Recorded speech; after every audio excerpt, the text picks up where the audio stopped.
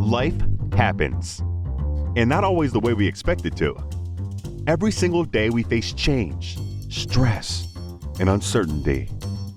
What if you could learn to thrive no matter what life throws your way? Resilience expert Adam Markel and his inspiring guests explore breakthrough strategies to fully embrace change and build the resilience required to become change-proof.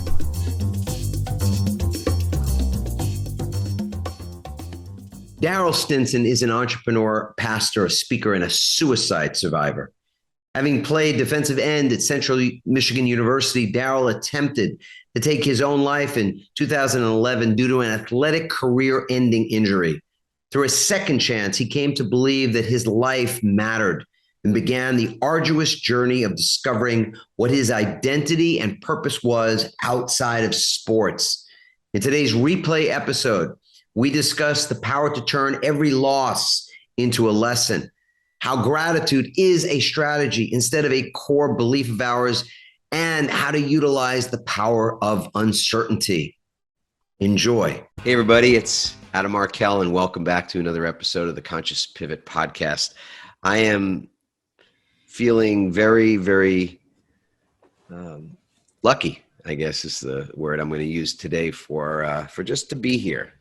I was meditating little bit ago today and just feeling tremendous gratitude for the fact that I was given this day.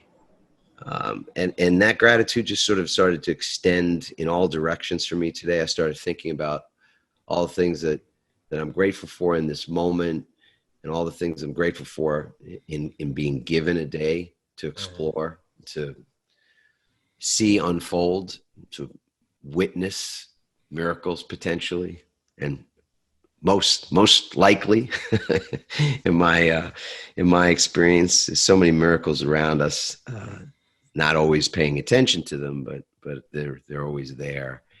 And I even went back further. It's one of those days where sort of my own spiritual side started to poke me a little bit more in the nicest of ways. And I was feeling gratitude for being born and for being born into a loving family that was not perfect. Nobody's family is, of course, and some of our memories of those dysfunctional moments in our families can be pretty tough, pretty harsh even. But a family that I never doubted loved me and wanted me. And I know that that's something that a lot of people can struggle with, that we don't always feel wanted in places. I felt unwanted in places too, just not my own home, which I feel really grateful for. I am thrilled too that not only that I get to spend the time with all of you, figuratively speaking, of course, we're spending time with each other, but with a great guest, somebody that I'm meeting actually for the first time through a mutual friend. So it's actually really cool for me. It's exciting to be making this gentleman's acquaintance. I'm going to read a little bit about his bio, and then I'm going to dig right in as we always do. Darryll Stinson is a thought leader on athletic transition. We're going to find out what that actually is. I'm not sure I know at the moment. As a dynamic TEDx speaker, hip-hop artist, pastor, and certified John Maxwell coach, he shares his life experience of overcoming addiction, childhood rejection, mental illness, depression, and multiple suicide attempts to produce success in his life. Darryll played defensive end at Central Michigan University from 2008 to 2011, where he supported his team as they won an MAC championship and became 23rd nationally ranked team. Darryll founded Second Chance Athletes, a holistic athletic transition company, in 2017 to help athletes who are passionate about creating their legacy, increase their visibility, impact, and revenue. When he is not working, Darryll enjoys rapping, reading, entertainment, music, sports, and spending time with his wife and 3 beautiful daughters. Well, Darryll, you and I have that in common, man. We have both got wonderful, beautiful wives, and I've got 3 daughters as well. Man, so maybe you can teach me some pointers, man. Oh, I don't know. I probably what I could teach you about daughters you might be able to write on a matchbook cover. I don't know. Like love them, and love them. Yeah. That's the recipe. That's the recipe. Yeah, and sometimes man. leave them. Leave them alone. Leave them alone. I'm When they learning that need their one too. space. Yeah. So Darryll, it's a really wonderful bio. I don't normally even sort of read so much of a person's bio, but I really felt like every word there was important. What's not written, or one thing, let's say, that's not written in that bio that you would love for people to know about you? I think it's something that's really even hard to put in words, and that is how deeply I care about helping others walk in their purpose and reach their full potential and be happy. And I'm going to dive right into that statement. Why do you think it is that you care that much about people? Well, similar to the way that you started off this episode talking about gratitude, sometimes it's like gratitude is a strategy instead of a core belief of ours. It's the thing we do because we know it helps produce success and scientifically proven to mathematically increase your likelihood to be successful. But to me, it's not a strategy. It's part of my DNA. It's part of my core. And to drive that statement home, I always say this: I am living the life that I tried to end, and for that, I'm eternally grateful. And so, knowing that I've been through seasons of my life where I experienced so much pain that I couldn't see past that pain into a brighter future, and now I'm living in that brighter future, I deeply desire to help other people see beyond their pain, their failures, their mistakes, the lessons that they're learning, into a brighter future and live that out and experience it. Yeah. It would probably be very helpful for everyone, and all of us, if we just knew that the pain that we were experiencing in the moment was a part of a season. Yeah. Like right now, I'm living on the East Coast with my wife. We're empty nesters, so our three little birdies have flown, and we have a son as well. He is very different, completely different animal than our three daughters. And we're experiencing this sort of a new freedom, different freedom that we've had in a lot of years. And being from California, we don't see the seasons. I mean, the physical seasons are more subtle. The changes are more subtle than they are on where I am in the Northeast. And so, what do you make of that? I mean, the idea that if we could just somehow know that this was part of a season, like I'm going into fall now, or I'm in fall. So my pain or my discomfort or my questioning, my feeling like I've fallen off the faith truck a little bit here, it's okay because it's just the season. Yeah. And then it'll pass because you don't expect fall to last for more than a couple of months. Yeah. Winter's not going to last for more than a couple of months. Summer is not going to last for more than a couple of months. What do you make of that? Do you think there's that there's a way for us to sort of have a greater awareness, or maybe even just live more seasonally than we do? Yeah, I got a few thoughts on that. The first thing is actually something not to do, right? Don't guilt yourself into doing it. Don't do it because you have to, because then it won't be authentic, and then you won't actually wrap your mind around the mindset shift and change that you need to experience. So I'd say do it authentically. Convince yourself. I actually read a quote this morning, and I'm probably going to butcher it a little bit, but it said something like this. It said, "Worrying about tomorrow never robs tomorrow of its sorrow. It only robs it of its joy." And it's some proverb or something. Somebody smarter than me said it a long time ago, but it's true. I think that in our minds, we think worrying about it is somehow going to fix it or make it better, or like, if I just worry about tomorrow somehow be better, but it doesn't work that way. The way that we recognize that it's seasonal and that we have a positive outlook on our future is actually about remembering our past. All right. Say more there. And by the way, thank you for the quote, which I don't believe you butchered. And if you did butcher it, it might be better as it was when you said it. That's a killer quote. So you want to say that one more time if you can come up with those same words again? Let's see. Worrying about tomorrow never robs tomorrow of its sorrow. It only robs tomorrow of its joy. Yeah. All right. So now continue on your path, and then I want to circle back to conversation about worry. Yeah, absolutely. All right. And so my path is that when we have and aside from clinical depression, right? But when we have circumstantial depression, when we're just down because we don't know how tomorrow is going to work out or how today is going to work out, it's because we are looking forward when we should be looking behind. Typically, when a person looks in their past, they look at all the mistakes they made. They look at all the failures they had. They look at what they should have done right. They look at all of that. But I'm suggesting that we look at the past to see and remember how we felt the same way that we feel currently. I've never met a person going through a tough time who's never been through a tough time. Right.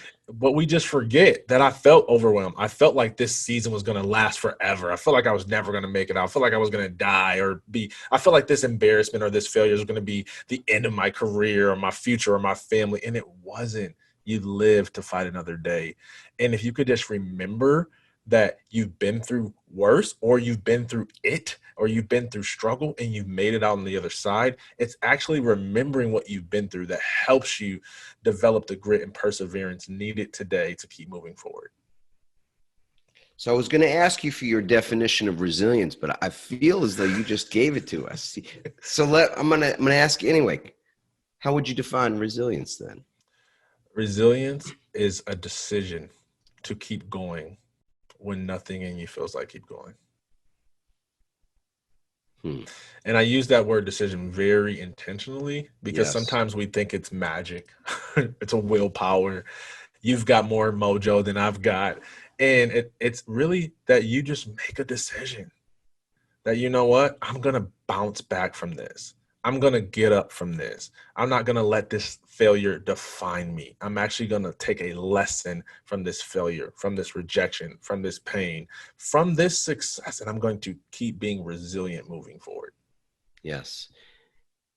And the point of decision really is the head of the pin. I mean, it is the point of power, isn't it? Yeah. You have to see, here's the thing.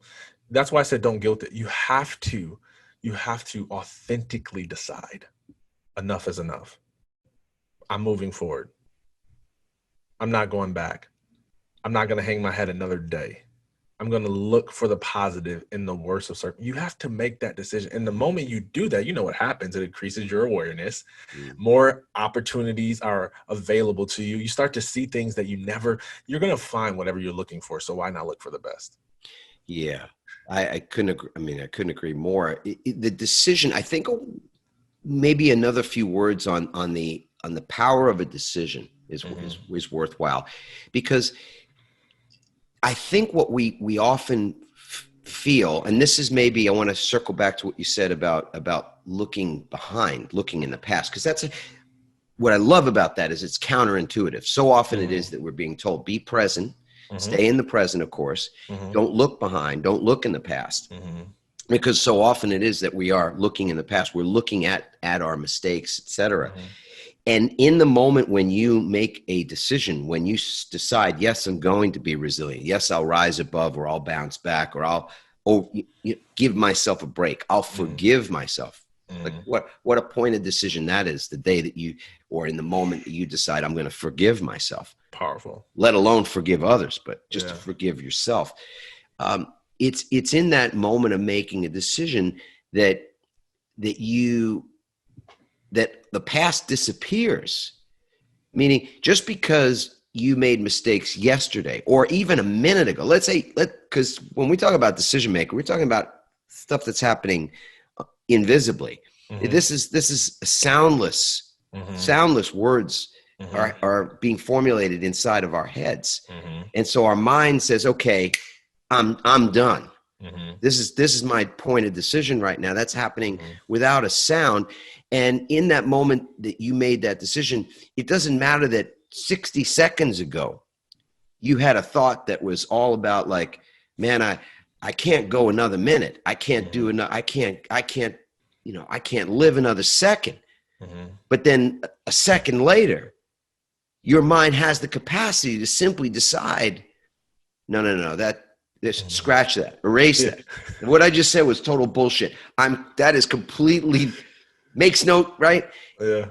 That moment of decision obliterates the path that led to it. Absolutely. Potentially. Oh yeah. So say more about this idea that we can look to the past, but reframe the past so that it actually does empower us to make better decisions in the present. Well, there's no losses, there's only lessons, right? A loss is only a loss if you put a period where you should be putting a comma, where you try to close the chapter where you should pull I say this to people. I do a lot of work with addiction recovery because of my story and things like that. And people come in with so much trauma and childhood pain and all this stuff. And I tell them this: you mean to tell me that you're going to go through sexual molestation as a child, being introduced to drugs at an age that you should have never been introduced to drugs, being without a father in the home, being abused, being abandoned, being broken, being betrayed, and not take something from that experience? No. You better take wisdom, lessons, power, strength, grit, tenacity, resilience from those pain experiences, because that is what makes the struggle worth the result. Nobody works out and goes through physical pain without expecting physical results. So why go through emotional pain and not expect emotional results? We flip it when it's emotional. We think that life happens to us when really, when we process, reflect, evaluate, life happens for us. Yes. I love that. I mean, that's the ultimate reframe. It really is. And you're right. I think the idea of there being a physical cost that produces a physical result, we get that. You know, you do the workout in the gym, you're going to get jacked, you know, or at least that's your expectation, right? That there's going to be a physical transformation of your body because you've gone through that. But emotionally, we don't think about the toll we've paid emotionally, and that there's emotional fruits on that tree. If you're looking and you can see them, then you can benefit from them. Yes. But if you don't recognize them, like what if people who experience the most pain, the most rejection, are actually in the position to make the most impact? What if it's not the smartest person? What if it's not the studious person? What if it's not the all-A student? Not saying that they won't make an impact, but what if the emotional pain that people have been through is not evidence that they don't matter, that they don't fit in, that they don't belong, but it's actually evidence that they could be some of the greatest? And if you don't believe me, ask Thomas Edison, ask Steve Jobs, ask Michael Jordan. These are all people who experience extreme rejection, even in moments of celebration. Attacks from media, attacks on character, being told they're crazy. But yet these are people who changed our society. Exactly. People that gain this ability to impact others in a way that you wouldn't say, hey, I want to have a big impact in the world. Like, you know, you're 10 years old. You want to have a big impact? Absolutely. You know, but here's what's the next period of your life is going to be enormously painful. Like pain that you can't even anticipate or wrap your current mindset around. But when you're done, when that season is over, you'll be in a position where you're jacked emotionally. You are jacked and ready to share with people who you can relate to now. You can lead and you can help because you understand pain. Whereas if you gone through that same season and, you know, you're always the captain of the team and always had, you know, people love you, you know, look up to you. Everything always goes your way. What do you know? What do you know? In what growth emotionally have you gained through that experience to be able to meet people where they are in their season of pain? There's a difference, Adam, between knowing and believing. I think people know what we're talking about I just don't think people believe. I don't think they're convinced, because when you believe in something, there's no hesitation. When you believe that there's purpose beyond your pain, you will search through that pain until you find that treasure. But when you just know it and don't really believe it, it's just theory. It's not tested. So I submit to people, find out. If you got a lot of trash, go find the treasure beneath the trash. If you got a lot of baggage, go find the blessing beneath the baggage. Let's see what else I can come from. Well, Gotta come up with some BBs. You are clearly a pastor. I mean, there's no question. I'm thinking to myself, this is good stuff right here. Somebody should be writing this down. But then I went, wait a second, hold on a minute. Darryll, he's a rapper, he's a TEDx speaker, he's a pastor. Of course. I mean, hello. But here's the thing. It's not just theory, it's experience. It's experience, man. And I talk about it in my TEDx talk, Overcoming Rejection. I say the very thing that made people reject me as a child is the very thing that makes me successful as an adult. Yeah. But until I reflected and processed and reframed, I thought I was a liability instead of an asset. And that's when we say about belief and the power of what you believe, that's the reframe. Yes. People that are hearing this maybe for the first time, or maybe you've heard that word reframe and maybe have a different sense of what it might mean. To me, it means what you just said, that you can adopt a belief. Yep. You can create a belief. Beliefs aren't just something like your genetics and you're stuck with them. You can change them, and you can use them for the power that they hold. Let's go back to this idea of looking into the past, because that was subtle. It was a really essential reframe, I think, that people can look to their past instead of trying to ignore your past, which I think works to some degree. If you can just manage to stay present. I just don't know how to stay present for more than a few seconds here or there. And often we are looking, in the rear view mirror or forward ahead. And so I do think there's tremendous value in just being in this moment. Yeah. And for me, when I'm in gratitude, I'm in this moment. But to look back, what's the value? What's the what you said earlier about how you can use your past as a way to deal better with your present? Here's what I would say. There's two things we're going to do with our past. We're going to learn, and we're going to unlearn. And if I had to put emphasis on something that I think is more important, it'd probably be the unlearning. Okay. Here's what happens usually, and I'll cover it from a pain perspective, because I know that's the place that people avoid the most. It's the places where we've been hurt. It's when people didn't invite us for drinks after work. It's when, somebody, forgot to send you a happy birthday gift. It's when the father didn't show up. It's when you thought you were going to meet your sales goal and you didn't meet your sales goal. It's all those painful moments that we tend to want to avoid. That happened. I'm just going to ignore it, and I'm going to move forward. Well, borrow it from athletes that is the worst thing you could ever do. No athlete has a bad game and doesn't watch the film. No great athlete has a bad game and doesn't watch the film. But we as individuals have bad experiences and never watch the film. But when you watch the film, that's when you learn, and that's where you unlearn. And typically, here's what we think. Normal people, I don't want to say normal people like you're less worthy if you think this way. That's not my point.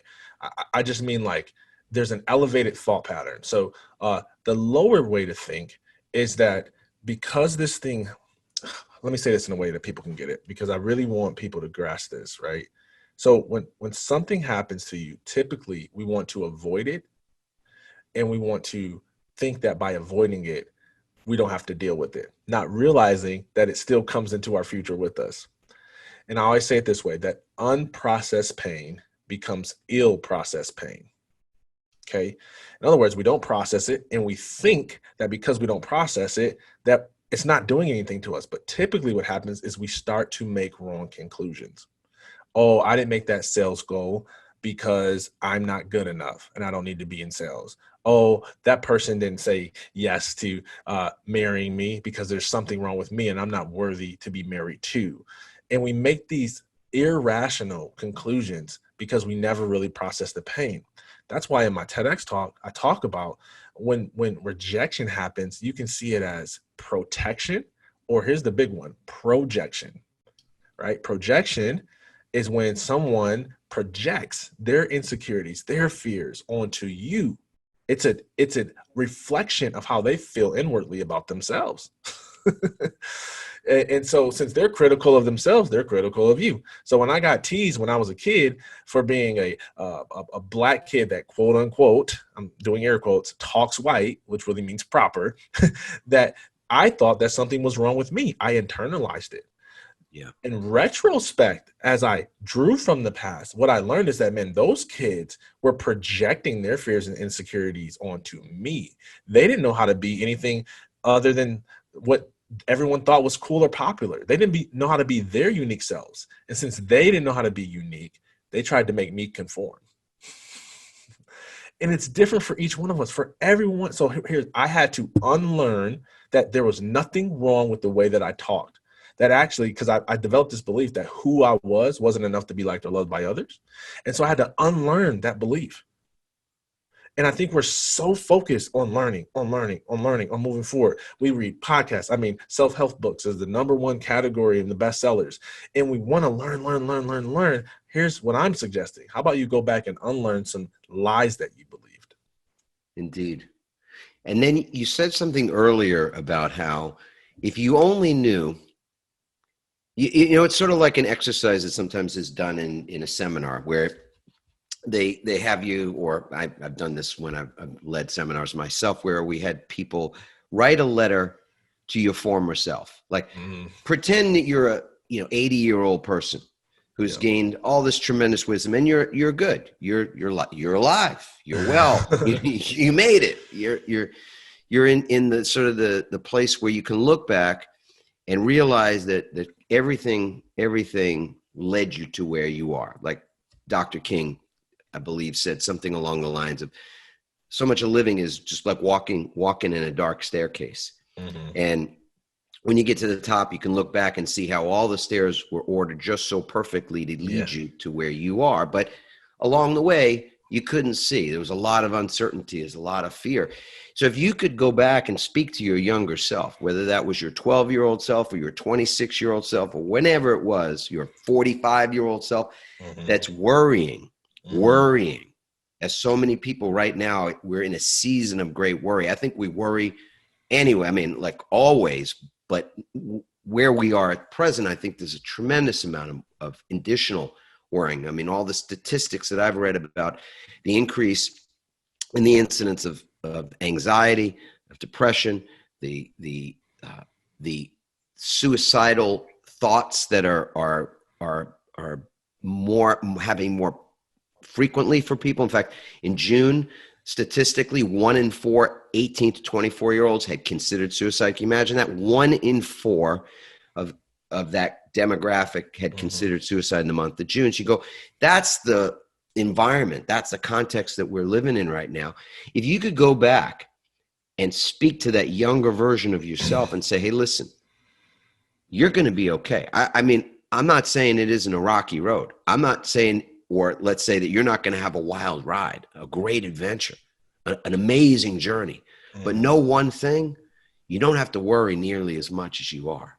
Because what I can tell you as this version of you later on, it was just a season. And that's what you said earlier, Darryll, which I thought, man, that's a beautiful way to look at the past and to be able to see that if you were able to get through that, you were able to get through that thing from the past, there's a pretty good chance that what you're obsessing about, worried about right now, upset about right now, there's a good chance you're going to be able to get through this as well. Is that what you meant? I mean, I don't want to sort of create it out of my words, because you did a great job of articulating it before. Yeah. It's true. It's like the simplest way to say it is you're going to win if you don't quit. And you have to believe that.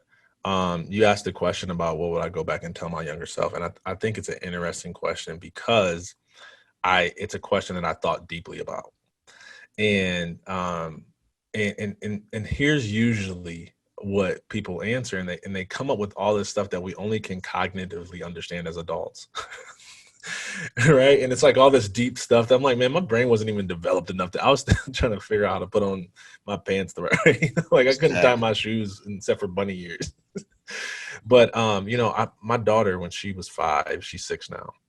And so last year, I was thinking she was going into the first grade or kindergarten. Sorry, she's going to kindergarten. And I was thinking like, man, because that's where things changed for me. That's where I really started to feel peer pressure, to get made fun of, to not feel included. Up until then, life was just peachy. But when I got in public school system, things started to go downhill. And so I'm like, man, what can I say to her to help her get it? And I said, you know what? No matter what happens, I just want her to have hope. And so I wrote this song with my daughter. It's called We All Need Hope. And so when you ask what would I say, I'll just tell you what I said. Oh, sweet. So my daughter goes, we all need hope. This is for the kids who don't know that all they got to do is hold on. We all need hope. This is for the kids who don't know that all they got to do is hold on. And then I say, hold on to your faith. Don't let nobody take it. And if they talk about your clothes, don't even let it faze you. And if they talk about your looks, don't even pay attention. You ain't got to listen. They entitled to their own opinion. Here's what I discovered. It's the people who talk bad about everybody else. They do it to feel better about themselves, haters. So just be you and don't you worry about a thing. Them storms gonna come, but dance in the rain. Keep your head up because life will try to push you down. Every smile is just a frown turned upside down. So count your blessings. You got the power to turn every loss into a lesson. So quit stressing because bad days don't mean that you got a bad life. And sad days don't mean that you got a sad life. Bad days don't mean that you got a bad life because you still got hope. We all need hope. And so it's out there for free for listening pleasure on YouTube and all that stuff because I feel like we do all need hope. And I wrote that in a way that elementary school kids can understand it and adults can still resonate with it.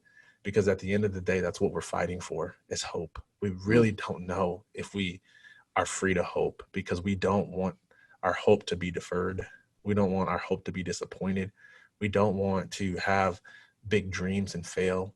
We don't want to believe in a brighter future and then there not be one. And so what do? We worry, we stress out or we quit. And that's why the suicides happen and the depression happened. But if we could just know and just hold on and know that we're not alone, the world would change. So I never do this, but I got to do this. So on YouTube, because obviously we've got people that are listening to this now. Some folks are watching on YouTube. Actually, they're watching us do our thing right here. Hello. So what's the name of the song that they can search for on YouTube? It's called We All Need Hope. We All Need Hope. Yep. Darryll Stinson. Yep, that's right. Yeah. Beautiful. And you got a YouTube channel as well? I do have a YouTube channel. Yeah. Yeah. I need to post more consistently. But honestly, on this topic, I just did a live with Chris Gronkowski, and we launched a mental health challenge in honor of Suicide Prevention Month. And so that's on there. You can hear us talk about mental health and the importance of physical fitness and how that impacts your mental health and things like that. So yeah. But it's out there, man. I have a buddy who's pretty tight with Logic, and we were working on doing something, on collaborating on something, because my TED Talk was all about how I used to wake up in the morning to feel that pain start the day. Mm-hmm. And that was a contributing factor in my just living with a lot of anxiety at a particular season in my life. Mm-hmm. And then I made some changes and started to see things differently, started to wake up, put my feet on the floor and say, I love my life. Started to start with a different belief, as you said earlier. Yeah. And how important it is that again, we look at what we believe. And as you said, learning new beliefs is one thing, or learning new things is one thing, but to examine what you've already learned or what you've already been programmed to think, to believe, and unlearn some of those things. That's a concept in the book Pivot I wrote some years ago. It was all about this concept of unbelieving and how important unlearning is. So I so vibe with that, man. And obviously, Logic is known for a number of things, but he has one of his hip hop songs is the suicide hotline, suicide prevention hotline. And I think that the traffic to that hotline, has gone up by like something like 8,000% awesome, since that song came out, because people they just need to know, to be able to know it's okay. It's normal.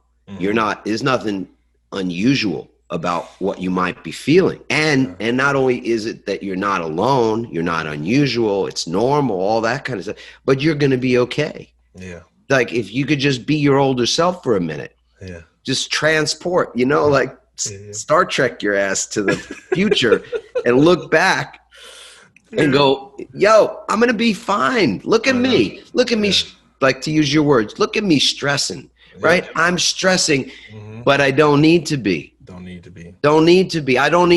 it's okay to be concerned. You should be serious, I think, about things that are going on in your life, especially things that aren't going the way you want them to. But there's a difference between being conscious and being alert and being attentive and being awake and aware and being stressed out, right? I mean, maybe you could say a little bit about the distinction between, because that's a fine line between worry. It is. That's what we're talking about, and something more empowering. Yeah, because I mean, I get it. There's going to be the person out there that's like, well, I might get evicted tomorrow. And so that's a true concern and a true worry. So like, I'm just supposed to not worry about it and just tell myself I'm going to be okay when I got to pick up my stuff and move out and move my whole family and find a place to live or go live with grandma or something like that. Like, and that's not what we're saying. There's a difference. Here's how I would say what you were just saying. There's a difference between living with wisdom and living in fear. And that's what we're trying. That's, to me, the fear is the difference, right? Because when you're worrying in fear, to me, that's bad territory. But when you're thinking and you're concerning and you're strategizing, that's wisdom. You calculate the street before you cross the street. You don't walk out in front of a bus. Go, hey, I'm not worried. Go, I'm going to get hit. I'm going to get hit. I'm going to get hit. I'm going to get hit. I'm going to get hit. I'm going to get hit. Because you'll never take a step. No, you'll never step out in the street at all. So I don't believe it where any of us are commissioned to live in fear.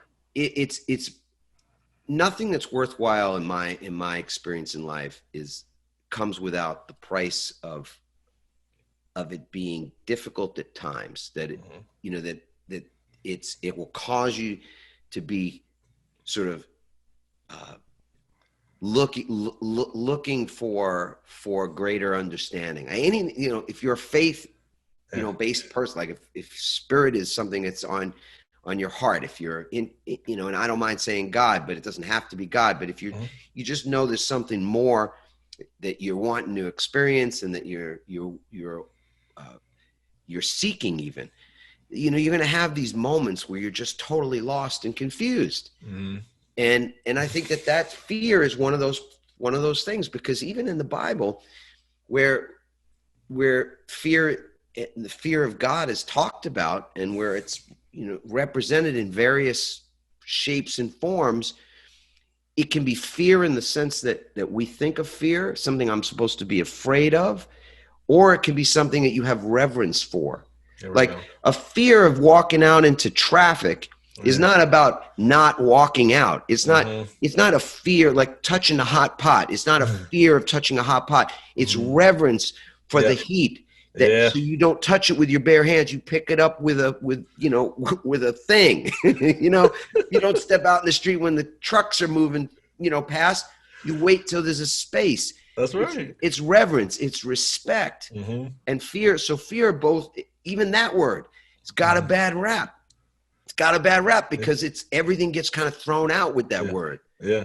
Whereas there's a certain respect and reverence that is important that we have for things that you could call fear if you want.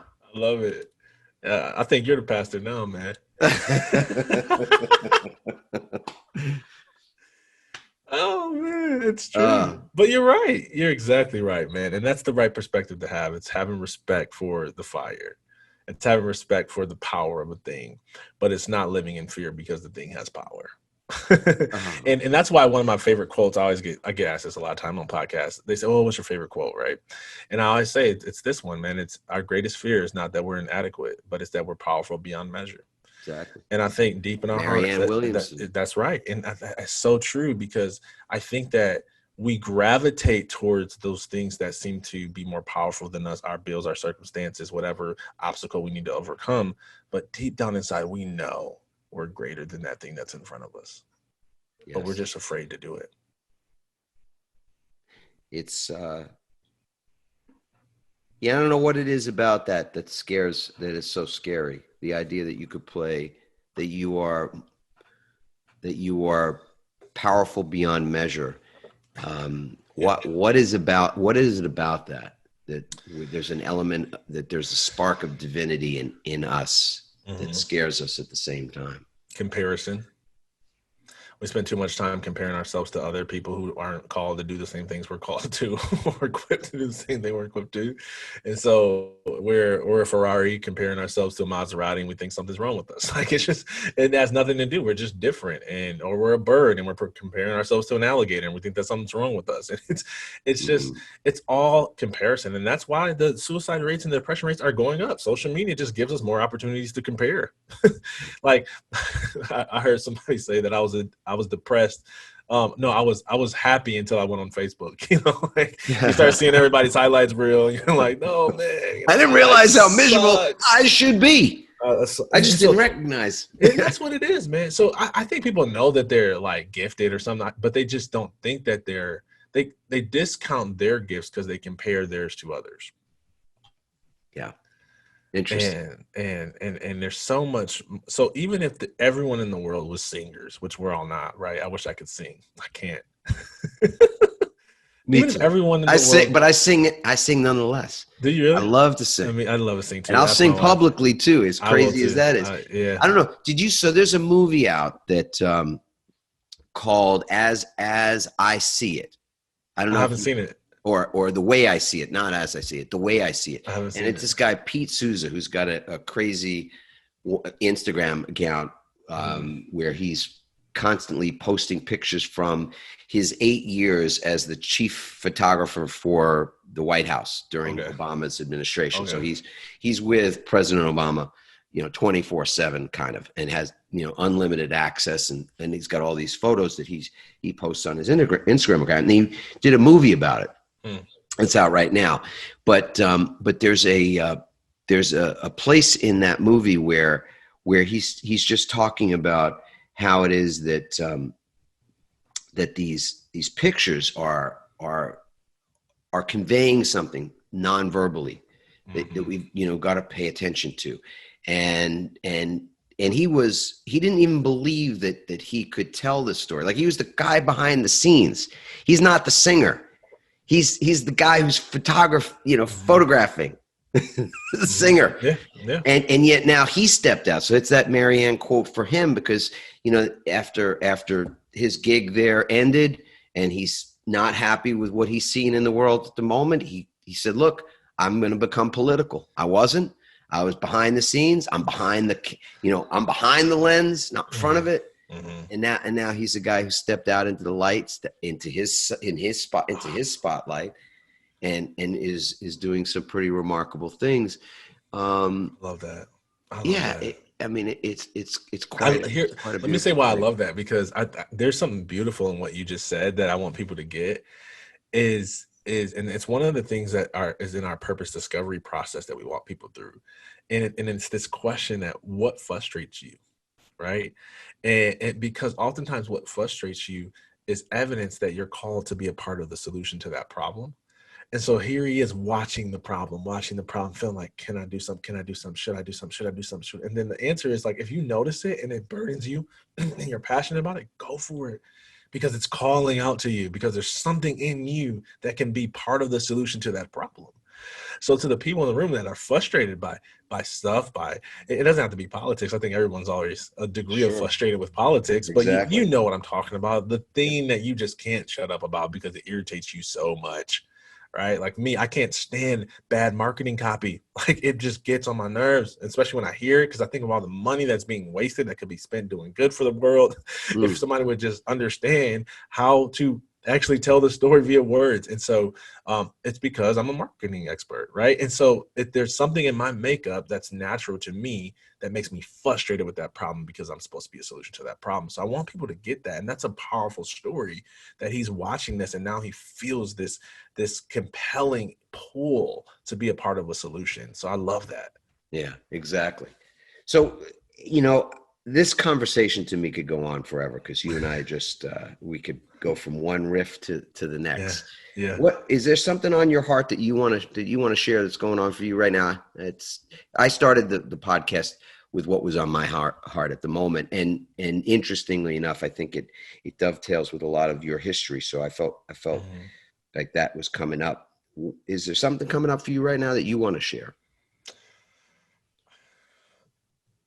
Let me share this you touched on this and I wanted to say it. So thanks for giving me an opportunity to come back to it. And let me say it in my words. Okay. Because when I study successful people and I study my own success, here's what I've noticed, that success is less about the tasks that we need to do, and it's more about the decisions that we need to make, which is why I launched my podcast called When I Said Yes, because to me, the moment I said yes to my faith and my future in a psychiatric unit was the moment that everything changed for me. It's kind of like that keystone habit that James Clear talks about in The Power of Habit, right? It's that habit that unlocks the rest of the other habits, right? It's that decision that unlocks the rest of the other decisions. So when people start thinking about moving their lives forward, start thinking about becoming better in all areas of their life, don't overthink the process. Just make the decision. And I think if we can simplify success to finding your next yes, we'll be a lot further faster, right? Because we won't sit there in analysis paralysis anymore. And there's a lot of people that are binge listening to podcasts and they're in analysis paralysis. I love podcasts. I listen to a ton of them, but I do so with the goal of making decisions. Now that I've been exposed to this information, what am I going to do with it? What decision am I going to make? And it's typically, if you want to know what your next yes decision is, it's typically the thing that you've been putting off for years. It's like the book you're supposed to write. It's the song you're supposed to release. And it's usually attached to the part of you where you're the most vulnerable. It usually is. So I was talking to a business coach, and he's phenomenal at coaching business. Like I'm learning a lot from him in coaching business, and he's just phenomenal, right? I mean, I can't tell you 7-8 figures. I don't know. He makes a lot of money, but he does a great job in helping his clients make more money and produce results and have a happier life, right? And I'm talking to this dude, and I start asking him on the story. I'm like, I hear that he has this past story where he's been molested as a child, and he's a dude, right? And I'm like, man, such a problem. And I hear him talk about it. I see the passion in his eyes. I see tears up, and I see him be more passionate about that story than he is when he shares his business results, which are great. Yeah.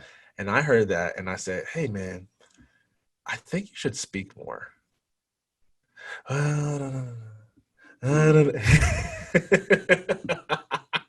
That's his yes decision. Yeah. You see what I'm saying? Sure. Because he's in his comfort zone, and he's making an impact.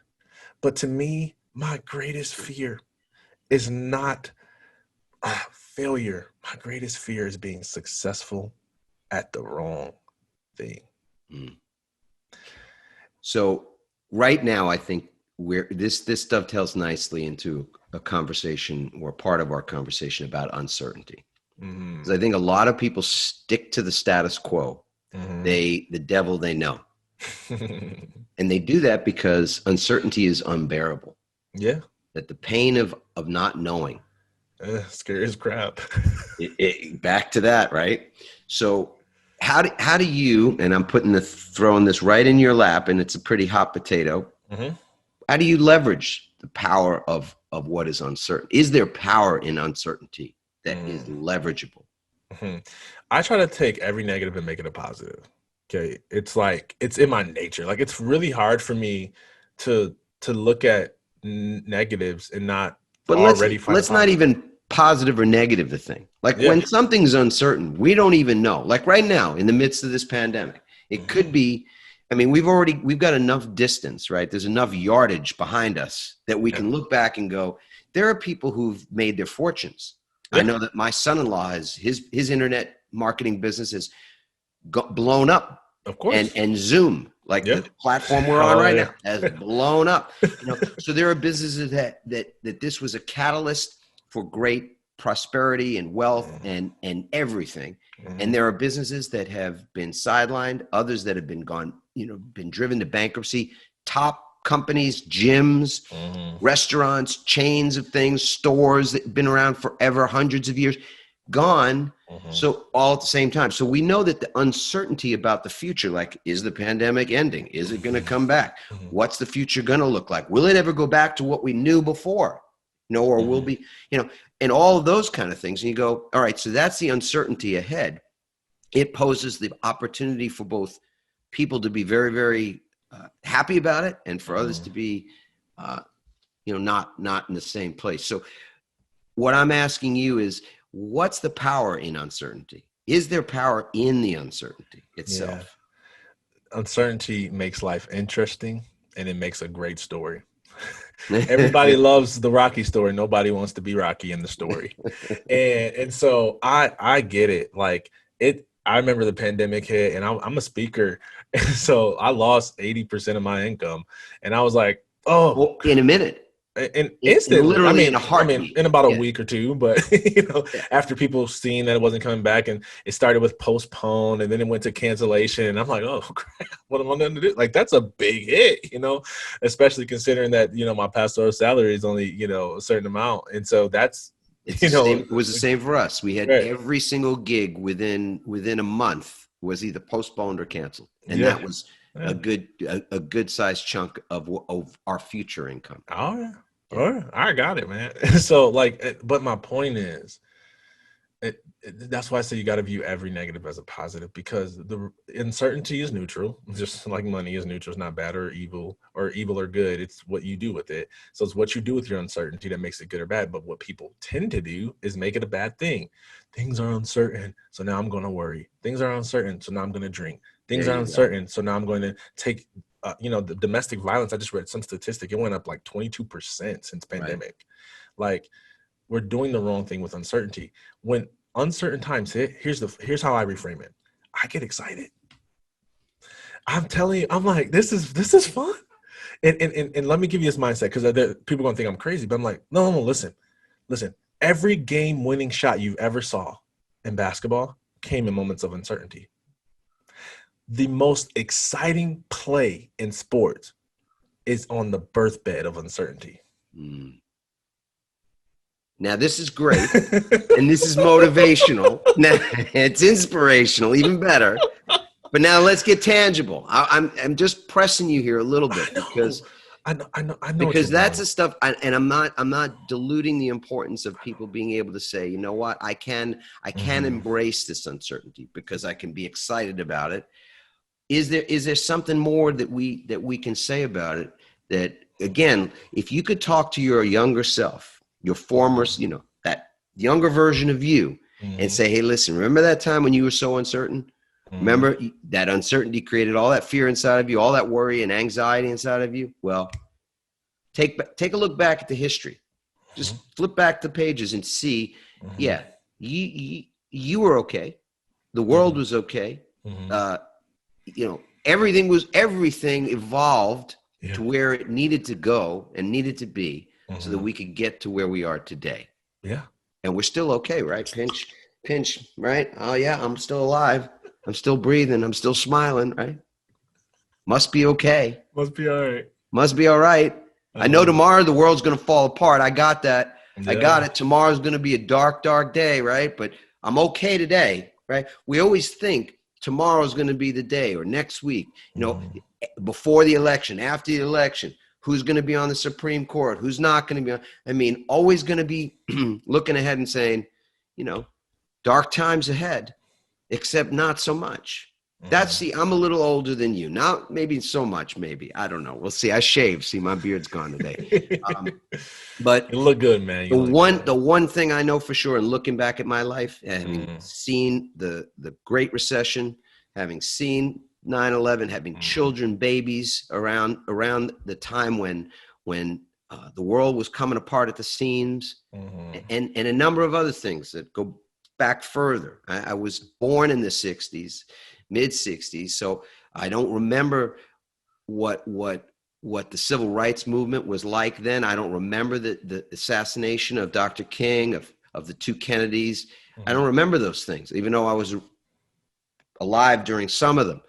I remember Nixon being evicted from office, or I should say resigning and doing us the service and not making us evict him from office, right?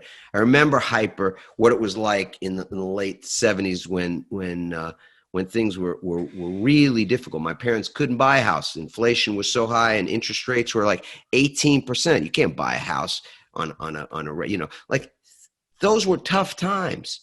Then Reagan comes in, and people were so opposed to him, and on and on and on. And then the wall comes down, and Mandela is freed, but the 5,000 banks go bust in the late 80s, and the real estate market crashes, and we go through a recession in the early 90s. And every one of those times, and AIDS happened. AIDS was a scary sh in the 80s. And so you just look at every single one of those things, and it was such a time of great uncertainty. And yet we're here, and we evolved, and things changed, and there were fortunes made, and people's lives were rich, and we didn't stop laughing. Comedians didn't stop having things to poke fun at. Music has thrived. More genres of music. Yeah. We haven't run out of melodies. We haven't run out of lyrics. All that's just the truth of it, man. That's not, hey, it'll be okay because we can have faith it'll be okay. That's in the record books. That's like being an athlete, and you want to know how you did last year, just go check out your stats. Just go check out your, whatever it was that measured your performance. It's right there in the book. I guess I went off on a sermon there a little bit. I told you he was a preacher. What do you do to keep yourself resilient? As we wrap this up, I'm just, I know people love to hear about your rituals. This will be worth the extra minute or two for me to explain this.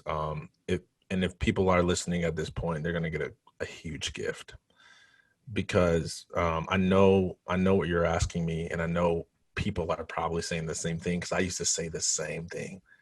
Like, I get it, but give me the practical. And let me tell you the shift that I'm trying to help people make. To me, the abstract is the practical. It's not the other way around. It's actually the harder thing that makes the hard thing easier. All right, let me give you an example, because I really want people to get this. If they can get this, I promise you. I mean, this is worth. I love what a wordsmith you are, by the way. It's not. I mean, it's not a wordsmith. This is just real. No, but you love language, man. You respect language. I do. Use I language do love language as a tool, and I think I'm just reflecting that back to you. I think that's just delightful. Really. Thank you. Just clip this part on social media and then throw that around the world and tell everybody how. It's happening. Okay. You want to be the best basketball player of all time. You have to put in the hours. Yeah, you got to put in the hours. Dribble the basketball. There's no shortcut around that. You want to live a better life, a more fulfilled life. You want to make it through uncertainty. You want to build more resilience. You have to develop your subconscious. There's no shortcut. I can give you a mathematical equation on how to turn $1 into $2, but that is not going to work in every situation. The reason you referenced the sports example and you said this is in the history books. You said the album is recorded, and I almost cut you off and said, yeah, but before the album was ever recorded, before it was ever in the sports history book, it was a thought. It was abstract. And so when I tell people that the belief is the first thing and they go, okay, I get it, but tell me the pragmatic thing. I'm saying that is the pragmatic thing. That is the hard thing that makes the hard thing easier. So if you want to be one of the 1%, the top percent, if you just want to make it through and stop stressing out so much, stop looking for the tangible, write it on paper thing and start developing this. Because the most important thing about a person isn't what they did, it's how they think. Yes, it's no accident. I'm reading this morning in a book by Emmett Fox. I have a book called Around the Year with Emmett Fox, which I discovered Emmett Fox. I want to give credit where credit is due, because I don't always I'm not a fan of some of the gurus of some of the thought in thought leadership. It's probably 12 years ago, something like that I'm flying to Singapore for a speaking engagement. I'm sort of reinventing my career path at this moment. I'm transitioning out of law, out of being a lawyer, into being a public speaker and someone that's teaching about certain, mostly business principles at that time. And I'm reading Awaken the Giant Within. I believe that's what it was. It was Tony Robbins, Anthony Robbins' book, Awaken the Giant Within, which is a big fat tome of a book. And a lot of research went into that book. I think he did a phenomenal job with that book. And there's a little footnote, tiny little footnote, which credit to me. I'll give myself a little credit here. I followed up on this tiny little footnote about this thing called the 7-Day Mental Diet by Emmett Fox. Now, what you just said about your thoughts and about that this is the horse, and you know, it's not putting the cart before the horse. This is the horse. Yes. Are your thoughts. Yes. Every single moment, every waking and non-waking moment of your life. That is the horse. I read that little pamphlet, 17 pages, this tiny little pamphlet called The 7-Day Mental Diet. I'll put the challenge out there to anybody listening or watching this. Get that pamphlet. Emmett Fox, The 7-Day Mental Diet. You will not find anything tougher in your entire life than to go on that mental diet. And I say no more about it, because when you read it, you'll understand why. And then I became a lover of Emmett Fox. He's a metaphysician. He was just a Renaissance human being at a point in history when we were in a great deal of pain. There's a lot of pain in the world. 2 world wars he lived through, and as a spiritual guide and all that kind of thing. And so in reading a passage from his daily readings this morning, he was talking about the Temple of Solomon. So there's biblical references. It's a spiritual text, but it's not religious and it's not proselytizing. It's always about, things to do, tangible, meaningful things and important things in our lives. And this morning, that was the passage. It was all about the Temple of Solomon. It was about right thinking. Righteousness in the Bible is often thought of as sort of judgment, like that you're the holy one, or you're the righteous one. And anybody who's not righteous is somebody that is in danger and all that kind of thing. Well, that's not my interpretation. That wasn't Emmett's interpretation of that word. Righteousness means right thinking. So what we ought to be afraid of, and maybe the only thing we ever need to sort of have reverence and genuine fear of, is wrong thinking. That's fear. Like I think FDR said, the only thing to fear is fear itself. It's wrong thinking that's the issue for all of us. In any politics we're dealing with today, in anything to do with our health and anything to do with our relationships or our money, finance, business, it's always wrong thinking that is the first domino. And it's what you just said. That's the thing we got to focus on. That's vigilance, daily practice, vigilance, attentiveness to that one thing. If you just do that, pay attention to your thoughts, be vigilant about your thoughts, seek and be grateful for them for cultivating right thinking. We know what right thinking is. You don't look at a person and judge them in any way, shape, or form. We know that what it means to judge your brother or your sister, right? That's wrong thinking. Yet we think wrongly all the time. We do judge people. We judge ourselves. We are quick to anger and to do other things. I don't want to get too far afield with this. I'll just say I couldn't agree with you more that as a ritual goes for resilience, to be able to be resilient, to learn how to leverage and create power out of uncertainty.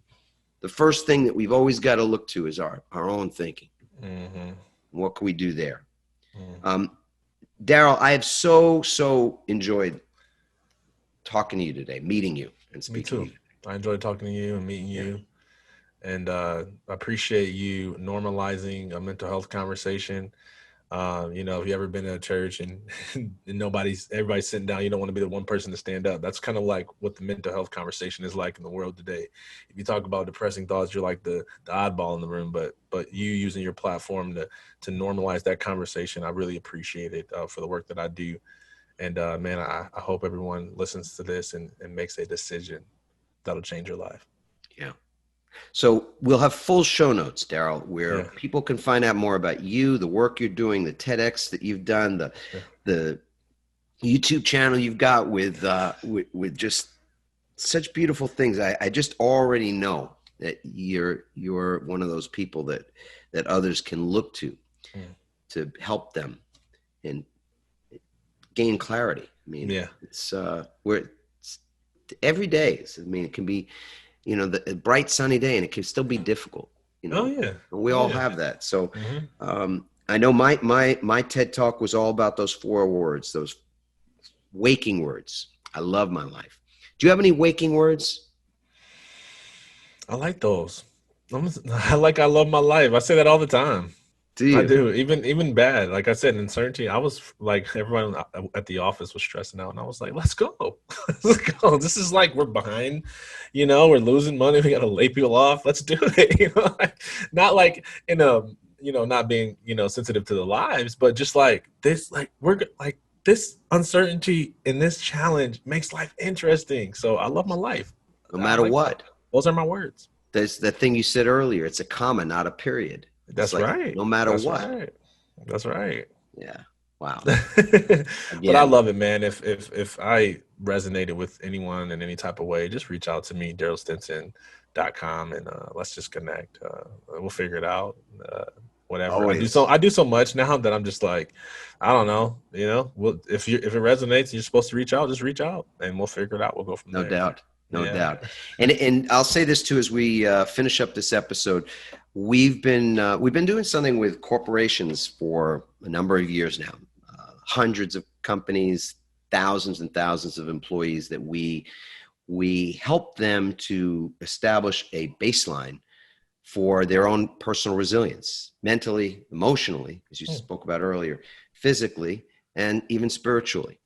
And so for folks that want to and this is something new to us that we're going to put it out there to the general public as opposed to the companies that we've been doing this for. So if you go to resilienceculture.com, your.resilience with a CE culture.com, you can spend 3 minutes to fill out an assessment. It's the same assessment we've been sharing with companies, organizations for a number of years, and you'll be able to get your free results, find out exactly not only what the baseline is, the score, in other words, but what it is that you do to make small changes. Like Darryll was saying, some things you might want to learn and some things you might want to consider unlearning as well. All that will be in the free guide that we'll send you, the resource book, and of course, the analysis of the results of your assessment as well. All right, everybody, have a wonderful, blessed day. And we'd love to get your feedback. So you can go to adammarkel.com/podcast to leave comments for Darryll and myself, and we hope you love this episode, and we'll see you soon. Ciao. Thanks for listening, everyone. We hope you now have even more tools and greater insights to build resilience and become change-proof. Help us inspire others by sharing this episode and leaving your comments over at adammarkel.com/podcast. For more resilience tips and strategies, including support for building change-proof teams, visit adammarkel.com/become change-proof.